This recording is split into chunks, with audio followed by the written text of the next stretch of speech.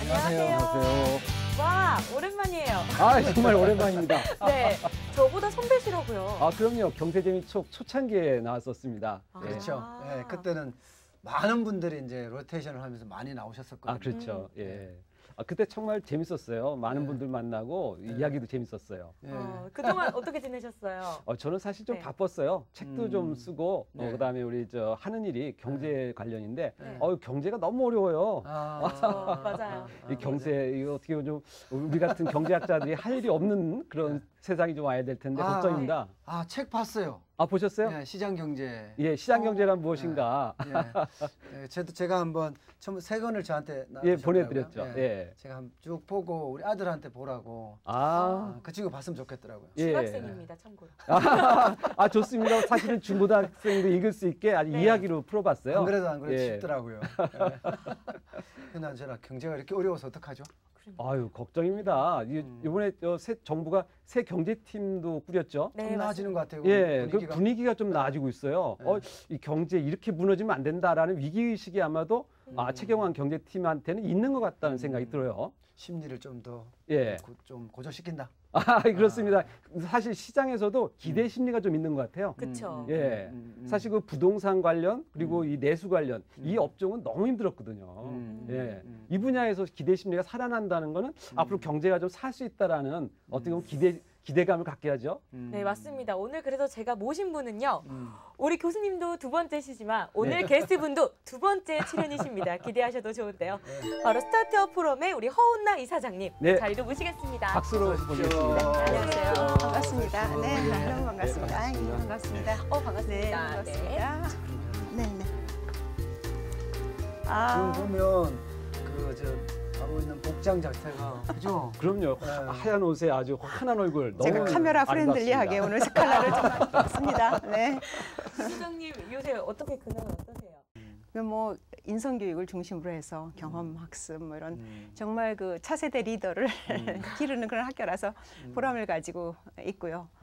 또 뭐 지금 방금 소개한 그 스타트업 포럼의 이사장을 맡아서 뭐 이렇게 앞으로 지금 우리 벤처 생태계 활성화를 위해서 조금 기여를 할까 이제 그 하고 교육 있습니다. 프로그램을 하시면서 교육학 공학도 공부하셨고 제가 교육공학 예. 전공이죠. 그 네. 교육의 그 노하우를 활용해서 스타트업이라는 새로운 벤처 비즈니스에 대해서 또 일가견을 가지고 계시고 기대가 큰데요. 근데 이게 스타트업하고 벤처는 다르죠? 스타트업이라는 건 뭔가를 네. 새로 시작한다는 뜻이죠. 예. 그러니까는 이제 벤처로 지금 가기 위한 이제 전 단계 기업이라고 보는 그러니까 됩니까? 벤처라고 하는 거는 이제 네. 좀 더 이렇게 새로운 창의적인 네. 이런 이제 아이디어를 가진 그런 것인데 그거를 시작한다는 벤처 스타트업도 있고 일반 스타트업도 있죠. 그러니까 이제 우리가 오늘 얘기하고 싶은 거는 좀 더 벤처. 그러니까 가장 뭐랄까요? 그러니까 부가가치가 높은 좀 더 혁신적인 아이디어를 가진 그런 분야. 스타트업 중에서도 이게 이제 스타트업이란 창업이라는 뜻인데 창업을 하는데 그냥 일반 생계형 창업도 얼마든지 많고요. 그게 구분이 될 수 있죠. 그래서 이제 우리가 창업 전체에 투자를 한다 그랬을 때 그 창업도 우리가 이런 혁신적인 벤처에다가 투자를 하느냐. 지금 현재 보면은 이 벤처, 그러니까 혁신적인 벤처 창업의 투자는 10% 정도예요. 전체 창업 투자에. 제가 그렇게 알고 있습니다. 말씀을 들으면 벤처 기업도 그럼 스타트업에 해당되나요? 벤처 기업이라는 건 이제 그러니까 스타트업을 지난 거죠, 이제. 그러니까 어느 정도 지금 네. 그게 네. 보통 이게 기업이 공개될 때까지 IPO로 갈 때까지 어떤 회사들은 뭐 몇 년 걸리고 그러는데 보통 요즘 옛날에는 한 7년 정도 걸렸어요. 예, IPO 근데 가기까지가. IPO 근데 기업 지금은 공개. 지금은 그렇죠. 12년, 13년도 막 걸려요. 어떤 예. 거는 그 사이에 공개 안 하고도 아주 실속 있는 그런 기업도 있습니다. 예, 예. 자기네가 그 투자자가 그냥 그대로 해서 성공한 그런 데가 지금 우리나라 대박 뭐 이랜드 같은 데는 진짜 예, 그런 예. 공개 안 하고 자기들이 다 해서 지금 세계적인 굴지에 지금 우리 30대 기업입니다. 공기업 빼고 예. 그런 회사도 있고 그렇지만 대부분 이제 그렇게 정말 작게 자기 그걸로 시작을 해서 노력을 해가지고 실제로 IPO 갈 때까지 많은 시간이 걸리잖아요. 그러니까 네. 그 벤처 기업들 대부분이 지금 뭐 3년, 4년, 7년, 뭐 6년 고생하면서 가고 있는 그들이 그렇게 될 때까지를 저희가 이제 그 도와주는 그 성공해서 진짜 IPO로 가든가 이렇게 될 때까지 그거를 야, 그러니까 새로운 걸 시작했다라는 것은 사실 네. 그 모르는 분야에 네. 이제 도전을 하고 뭔가 새로운 걸 만들어가는 과정이니까 거기에 많은 도움을 주시지 않습니까? 네. 그건 아무래도 처음부터 아무래도 그 이사장님이 교육에 관한 이 전문적인 지식이 있기 때문에 그런 그 도움의 노하우가 또 있으실 것 같아요. 네, 관심이 많죠. 사실 이게 다 사람이 하는 거거든요. 특히 벤처는 아까 제가 말씀 많이 드리고 싶은 거는 사람이 하는 거거든요. 지금 말씀하시는 게 저는 아직도 이게 시청자분들이 생각할 때 스타트업과 벤처를 구분을 못할 것 같거든요. 벤처라는 말 자체가 예. 어드벤처니까 사실 네. 그런 뜻에서 말한다면 네. 뭔가를 새로 지금 방금 말씀하신 것처럼 새로운 걸 시도한다? 그랬을 때에는 어드벤처, 그러니까 예. 모험이니까 다 모험이라고 생각할 수 있어요. 그러니까 우리가 정말 특별하게 도전 정신을 가지고 새로 시작하겠다. 이거 자체는 벤처죠. 근데 우리가 이제 그 중에서 또 벤처라고 했을 때는 좀 더 혁신적인 새로운 아이디어를 가지고 하는 그런 것을 벤처 기업이라고 말하죠. 그러니까 소위 예를 들어서 한참 옛날에 우리가 벤처 이렇게 붐이 일어나고 그랬을 때 그 벤처는 IT라고 하는 새로운 분야가 생겼을 때 그 IT 벤처 기업이라고 그렇게 말했잖아요. 그러니까 그래서 IT 버블이라는 것도 생겼고 벤처 버블이 생겼는데 이제 그거는 그러니까 사전적인 용어로 말하면 모험을 한다 그랬을 때는 벤처가 되는 거죠. 그 벤처 기업은 모험적으로 새로운 건데 지금 기존에 있는 것도 아까 제가 말씀드린 거죠. 지금 신규 창업을 했다. 그 통계가 지금 금년에 한 2만 개 이상으로 나왔어요. 근데 실제로 그 내용을 들여다보면 청년 창업, 그러니까 정말 벤처에서 혁신적인 아이디어와 기술 가지고 막 내가 청년들이 이런 그 청년 CEO들의 퍼센티지는 보통 30%였었는데 지금 더 떨어지고 있어요. 지금 50, 60대의 생계형 창업. 이것도 창업이에요. 네, 그렇죠. 네. 네. 근데 그런 회사를 우리가 벤처 회사라고 말하진 않잖아요. 그러니까 그 창업을 했다라는 뜻에서는 벤처가 되겠지만 그런 실제로 그 기업의 성격상에 이제 이러죠. 그 스타트업이 아직 이해가 안 돼. 솔직히 스타트업. 벤처는 네. 하도 옛날에 말을 했기 때문에 벤처 기업에 대한 활성화 대책도 보고 많이 봐서 이제 그러니까 이해가 벤처 기업은 됐는데 그럼 뭐라고 생각하세요? 벤처 기업이요? 글쎄요, 뭐라고 근데 이야기해요? 그러니까 이미 이제 벤처를 기업이라고 붙여버리면 약간 많은 혼란이 사실은 야기 돼요. 스타트업도 그러니까, 기업이라고 불러. 예. 스타트업 기업이라는 게 그래서 스타트업이라는 건 그냥 벤처 비즈니스라고 우리가 생각을 하고 네. 그 벤처 비즈니스의 창업 단계를 그쵸, 창업을 스타트업이라고 보면 합니다. 됩니다. 그래서 그 벤처 비즈니스를 하는데 스타트업을 어떻게 할 것이냐. 네. 처음에 이제 젊은 사람이나 나이 든 사람이 어떤 사람이 창업을 할 때 어떻게 R&D라든가 새로운 기술을 접목해서 그것이 사업으로 연결되느냐. 그 과정에서 이제 컨설팅도 해주시고 하면서 이제 이 스타트업 포럼이 운영이 되면서 지원이 되고 그러한 스타트업이 런칭이 돼서 사업이 본격적으로 돌아갈 때 그때 이제 벤처 비즈니스가 활성화되면서 벤처 기업으로 정착을 하게 되죠. 이제 이렇게 과정을 보시면 오늘 이 데피니션 스타트업은 얘기. 그야말로 창업 초기 단계다 이렇게 정의하면 어떨까 이렇게 싶습니다. 창업을 해서 그 초기 단계를 말하는 거죠. 그걸 네. 스타트업이라고 하죠. 그러니까 이제 미국의 실리콘밸리를 보면은 예를 들어서 거기는 좋은 대학들이 많이 있잖아요. 네, 버클리 예. 같은 대학이 있단 말이에요. 예. 그럼 또 버클리에서 공과대학 나오고 이제 IT를 한 젊은이들이 딱 졸업하면 자기들이 아이디어가 너무 많아. 그러니까 이걸로 막 그걸 해요. 근데 걔네들이 아까 얘기한 대로 그런 다양한 다른 지식은 없잖아. 자기 기술을. 그러면 이렇게 주위에서 이제 도와주면 이렇게 인큐베이팅 시켜주고 뭐 이렇게 해서 도와서 그 기업이 좋잖아요. 그러면 사실은 얘네들은 목표가 내가 이거 해서 우리나라하고 조금 다른 게 나는 내가 이제 공대 졸업해갖고 이거 해서 나 여기 사장 돼가지고 대박 나서 내가 사장 되고 이렇게 거느리고 내 기업 이렇게 하리라. 그게 아니라 거기는 6개월, 1년 단위로 내가 이렇게 막 시작을 해서 이거에서 그 가능성을 보여주면 옆에서 정말 그 근처에 실리콘밸리니까 대기업들이 굉장히 많잖아요. 그러니까 이 기업들이 딱 눈독을 들이고 저거는 나하고 접합해서 너무나 맞겠다. 그래서 M&A를 해요. 그러니까 미국은 어떤 그게 거냐면 벤처 기업이잖아요. 지금 말씀하신 게 벤처 기업이잖아요. 그러니까 벤처 기업이라고 하는 게 성격이 그러니까 전부 새로운 분야면은 벤처죠.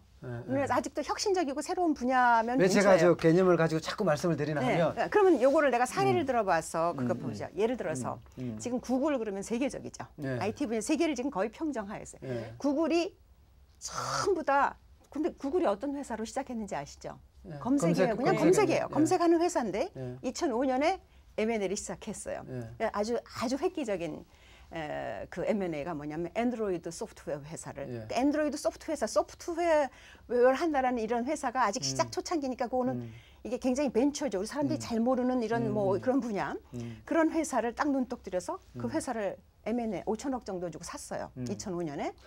그 어떻습니까? 지금 애플을 대적하는 유일한 OS가 안드로이드예요. 지금 삼성 갤럭시 같은 거 갖고 계시잖아요. 네. 삼성 갤럭시 그건 하드웨어예요. 그 속에 들어간 거 전부 다 안드로이드죠. 그거 다 구글 거를 가져다가 하는 거 아니에요. 그러니까 이 검색하는 회사가 갑자기 세계적인 그런 소프트웨어를 변했다. 그 뭐 휴대폰 회사도 휴대폰 시장도 막 자기들이 지금 점령하는 거죠. 2006년에 또 다른 회사를 인수합니다. 자기들 검색 회사예요.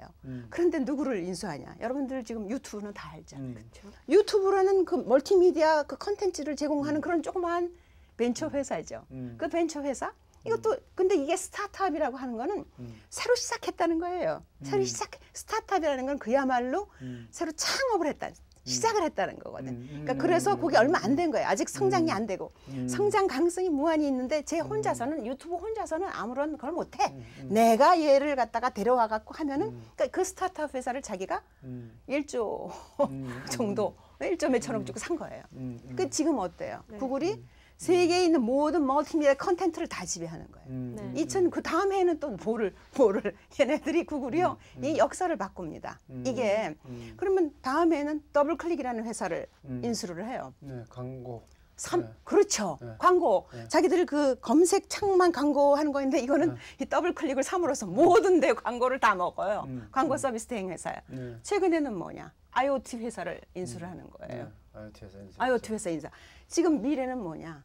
IoT잖아요. 이게 뭐 인터넷 오브 싱스. 사물 인터넷이에요. 이거를 갖다가 모든 사물에다가 인터넷을 연결해갖고 거기 센서를 달아서 센서에서 보내오는 수많은 데이터를 전부 다 서로 상호 쉐어링하고 이제 그걸로는 빅데이터. 그러니까 이렇게 근데 처음에 지금 한 이런 회사들 조그만 회사 방금 얘기한 안드로이드 조그맣게 해서 자기 소프트웨어 회사란 말이에요. 우리나라에도 지금 소프트웨어 벤처 회사들 얼마나 많아요. 막 시작한 회사도 있고 근데 내가 볼 때는 이거 참 잘 될 것 같은데 그게 뭐 그거 하나 갖고는 안 되는 거죠. 근데 이런 완전히 잘하고 있는 기존의 기업들이 관심을 가지고 그 널처링 해주고 성공시켜주고 자기들이 데려가고 그러면 그 회사들은 나는 6개월밖에 그 아까 말한 버클리 난 6개월밖에 이거 기술을 막 개발했지만 다른 거 마케팅 하나도 안 하고 있는데 이 회사가 와서 나를 M&A 해줬다 그러면 5천억을 내가 받았다. 이건 대박 난 거예요. 그렇죠? 그러니까 그런 창업 회사는 엄청난 성공 경험을 받아서 좋고 대박 나서 좋고 이 M&A를 한 회사는 그거로 인해서 자기 영역이 넓어지고 새로운 신세계가 열린 거죠. 창업 초기 단계에서 그렇죠. 그거를 데려간 거. 그거 혼자로서는 그거 언제 죽을지 모르는 그런 회사들이 지금 다 깔려 있는 거죠. 근데 그것 중에서 정말 제대로 된 거를 평가를 딱 해서 이 기술은 내가 데려가면 좋겠다. 그럼 이제 그러니까 이게 다 적대적인 게 아니에요. 전부 다 우호적인 거죠. 그렇게 하고 어떤 회사는 그렇게 회사 통째로 자기가 M&A를 하고 그 사람 개발자들 자기들이 다 다시 고용 100% 해주고 진짜 대우를 다 해주고 정당한 페이 다 주고 그리고 가져가는 거거든요. 거기 조금 큰 뭐 부르기 나름이겠지만 뭐 스타트업 기업에서 그러면 창업 기업, 벤처 기업을 이렇게 성장하고 아니면 뭐 더 큰 이제 중견 기업으로 성장하고 이렇게 봐도 무방하겠네요.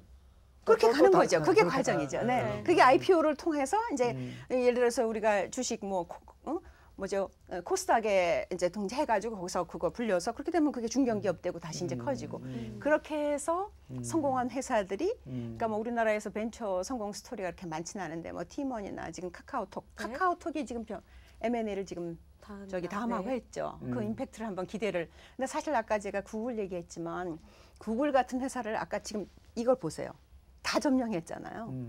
무시무시한 생각 안 드세요? 그럼요. 그런 회사가 우리나라에 나와야 되잖아요. 그럼요. 그럼 바로 그 성공한 회사들이 사실 그런 데를 키워줘야 돼요. 그래 거기에 같이 들어가서 엑셀러레이터 역할을 해주고 그리고 이제 중요한 거는 이런 벤처 같은 게 잘 되려면은 민간 자본이 참 중요해요. 그러니까 민간 자본, 그러니까 정부에서 뭐 이렇게 돈 주고 정부는 그 마중물 역할을 해주는 거고 문호를 열어주고 그런 마중물 역할은 하지만 정말 중요한 건 민간이 이제 중요한 게 우리가 기업가 정신 하는데 자기가 아주 도전적으로 창업하는 것도 기업가 정신이지만 모험적으로 아주 투자하는 것도 이것도 네. 기업가 정신. 그 두 가지가 같이 있어야 성공하잖아요.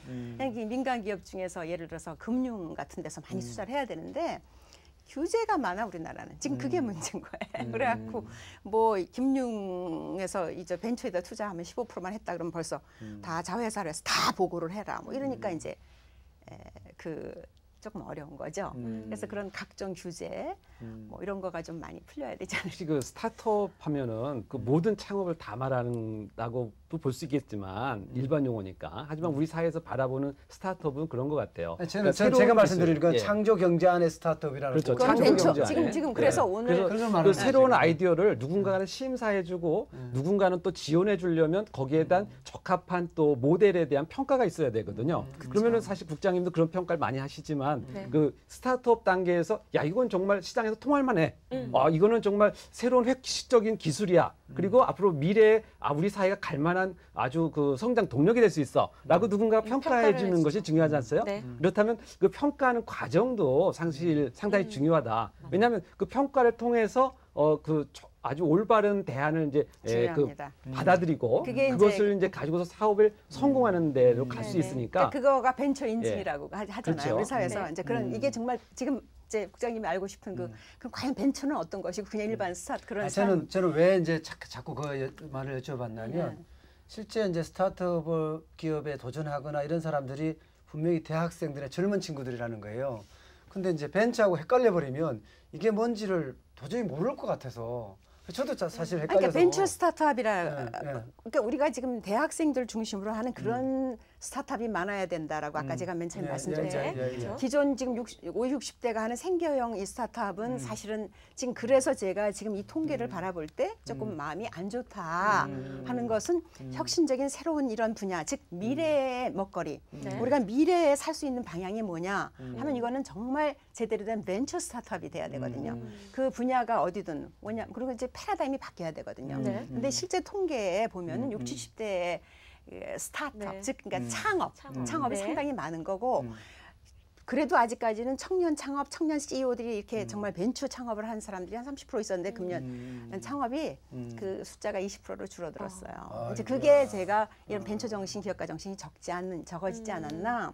이거가 지금 뭐 정부에서 수많은 노력을 하지만 그 해결하는 그 방향이 좀 이게 달라. 그러니까 지금 거기에 더 노력을 해야 된다. 우리 정부가 그래서 이 스타트업을 위해서 이 홈페이지를 운영을 하고 있어요. 그러니까 그 20대의 아이들이 정말 생각 하나로 비즈니스를 하고 싶다, 벤처를 하고 싶다 이런 아이들이 자기의 그 생각을 적어가지고 그 홈페이지에 게재를 하면 그 평가를 해서 그러면 부족한 것이 뭐냐 자금하고 대부분 이런 거 아니겠어요? 창조타운 말이죠. 예, 그렇죠. 창조타운. 근데 그런 경우가 이제 바로 스타트업의 가장 전형적인 예죠. 그러면은 벤처를 처음부터 만드는 사람 입장에서는 자기가 사업 자금도 모으고 기술도 모으고 인력도 모으고 공장도 세우고 사무실도 운영하지만 사실 대부분의 젊은 사람들은 돈이 없으니까 그렇죠. 아이디어만 있죠. 그렇죠. 아이디어 하나 갖고서 새로운 사업을 시작하는 거는 전형적인 스타트업인데 이제 그러니까 그랬을 때 저희가 하는 것 중에 하나가 그 대학생들, 예. 대학생들 벤처 동아리들 있잖아요.